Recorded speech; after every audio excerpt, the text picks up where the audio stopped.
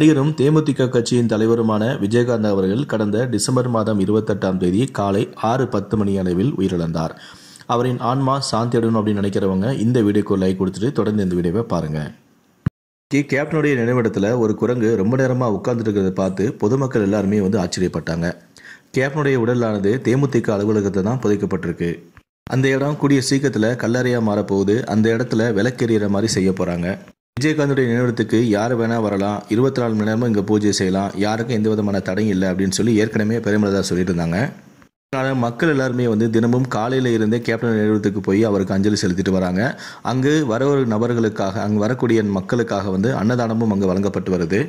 இன்னைக்கு அங்கே ஒரு குரங்கு சுமார் 1 மணி நேரமாக எங்கேயுமே அசையாமல் கேப்டனுடைய நினைவிடத்திலே உட்கார்ந்துட்டு இருந்திருக்கு.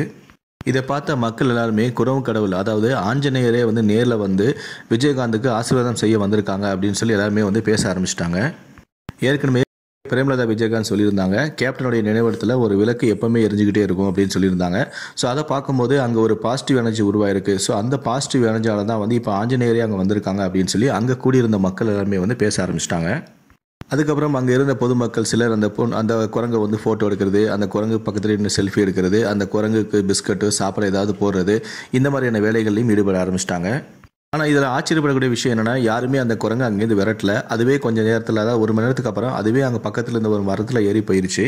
குரங்கு அந்த இடத்துக்கு உணவு தேடி வந்துச்சா, இல்லைனா விஜயகாந்த் அவர்களை ஆசீர்வாதம் செய்ய வந்துச்சா அப்படின்னு தெரியல. ஆனால் இப்போ விஜயகாந்தோடைய அஞ்சலிக்கு குரங்கு அங்கே வந்தது இப்போ தற்போது சமூக ஊடகங்களில் வைரலாக பேசப்பட்டு வருது.